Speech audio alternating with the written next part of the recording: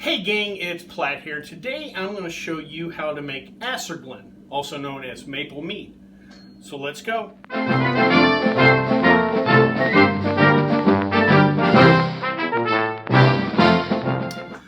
Okay, there might be some of you out there that's not 100% sure what Acerglyn is, or you've never heard of it. Acerglyn's a derivative of mead. It's made with honey and maple syrup. A while back I did a video on how to make a simple mead. You can check out the link here. Check out that video. And a few months later I did a video on how to make cider, which is basically mead and cider combined together. You ferment them together. And that video link will be right here, and you can check that out. Been a while since I've wanted to brew something. Meads are normally fairly simple to make, so I thought, well, I'll do another variation on mead, and that is Acerglyn. Besides maple mead, which is what this is, there's also something out there called maple wine, and we're not making a maple wine. Maple wine is just made with maple syrup. Part of the reason I'm not doing that is because maple syrup is basically just tree sap, and if you ferment out all the sugars, you're basically just drinking liquid tree almost. Some maple syrups just the wood is just a little too much, so here we're going to have additional sugars from honey to kind of bring balance. We're going to get that maple flavor for sure, but we're going to have some sweet balance to it, or it's not going to be, the wood's not going to totally dominate. And so that's what we're going to do today. First, we'll run over how our recipe, what we're going to need. We're brewing a 1 gallon batch. I'm going to use 2 pounds of clover honey.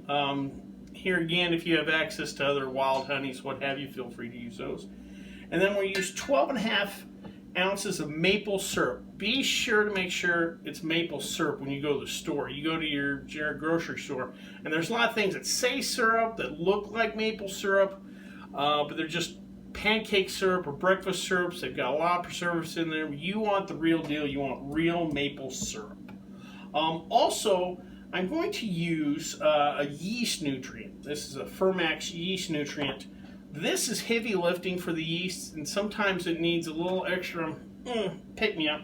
And so we're going to use the Fermax yeast nutrient.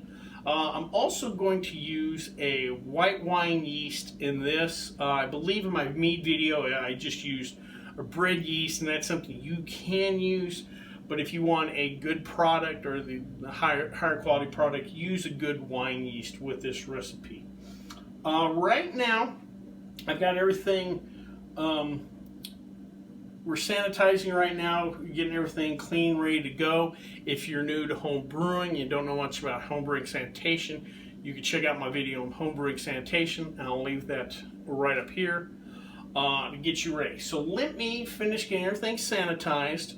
I will throw this into some warm water because you want, it's pretty thick stuff, and so I'll help it to pour easy, and then we'll come back, add the ingredients together, and then I'll go over the game plan on how we're going to finish out this Acergyln.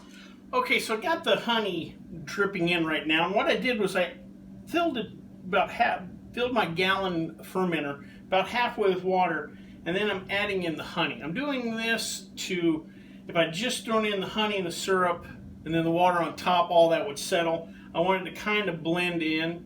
How I'm doing this is, like I said, I'm adding the water, a little bit of water, and then I'll add the maple syrup and the honey together. Some people will do it over a burner, like heat up some water, then add the honey and syrup, and then even bring it to a boil. Now they're doing that partly because for sanitation purposes. Because I'm using sealed containers that should be sanitized, I'm just taking the product straight from that. I'm not worried quite as much about sanitation. If you've gotten, like I said, some raw honey straight from the farmer, or some sap, and you put it like in a household container that's, you know, not necessarily sanitized or whatever, you could use that method where you kind of boil it in a pot first, sanitize the solution, and then put it in your fermenter. You will want to make sure you cool that down before you add the yeast to this. I'm just going to finish adding the ingredients here. I'm going to add my yeast nutrient now, and then also when I get everything in, I will do a gravity reading. So let me finish this up, then we'll come back to wrap up the video and then kind of explain how long we're going to age this, how long in primary, how long in secondary fermentation. So let me finish up here and we'll come back. So alright, in our 1 gallon fermenter here, I've added 2 pounds of Clover Honey, 12.5 ounces of our 100% maple syrup. I added a half a teaspoon of Fermax yeast nutrient, and then I added our white wine yeast. After I added the honey and the maple syrup, I gave it a good shake, A, to mix up the mixture, and B, to oxidize this. If you're making a cider, a mead, homemade wine, whatever, even high gravity beers, it's important to get plenty of oxygen in there to help this yeast. We're already adding yeast nutrients. Let's give it a little oxygen by shaking it all up. So that's what we did. I've got the airlock on, so we're good to go fermenting wise. Tested the original gravity. We came in at 1.10. A lot of homebrew beers you might make in kits, what have you, a lot of times will be 1.06, maybe 1.07. You get up into 1.09 and then 1.1 range. Those are big beers.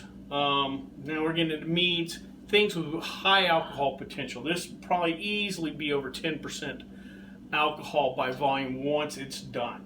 We're going to leave this in this primary fermenter for about a month. After that month, we're going to move into a secondary fermenter and let that sit for 2 to 3 months. And then after that, as the bird knows, we are going to then bottle. You have an option then, some people, and you might run on the internet, do sparkling meads.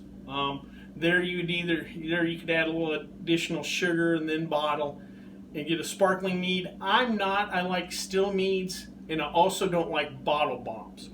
And meads in particular, I found you can get bottle bombs because you just don't know how much that honey's been worked through. It's a slower process than fermenting a beer usually. So we're going to do a still wine. But after that secondary fermentation, we're going to bottle, and then we're going to leave those bottles alone for about 3 months or so. I'm filming this at the end of August, and I'm going to say probably after the Super Bowl is when we might give her our first try. The bird's excited about this Acerglyn. What I'm going to do, a couple people would point out in my videos, hey, I don't see you tasting stuff. I see you brewing like the homebrew kits, whatever. I don't see you tasting it. Can you give us follow-up? Instead of waiting to finish this video 6 months from now to taste the stuff, I'm going to do this video now, and then I'll come back later and I'm going to try this stuff. We'll review it. Probably with this, what I want to do is after the Super Bowl, I'll probably bottle this into the big bomber bottles that I use for home brewing, and we might have 6 or 7 of those bottles, and like each month or two I might crack another one open to see how it mellows, how it ages. So that's probably what I'll do in February. I'll probably give it the first try, maybe do a little short video to follow that up. I'll throw the link in this video when that day comes. But anyway, that's it. Acerglyn. It's maple mead, 2 pounds for this gallon batch, 2 pounds of honey, 12.5 ounces of the maple syrup, a little yeast nutrient. We use a wine yeast, and give it a few months and it should be ready to go. Well, I hope you liked this video. If you did, please subscribe down below. Any questions, comments, or concerns, you can always leave them in the comment section. Or as the bird says, boy, this guy is me. Until next time, bottoms up.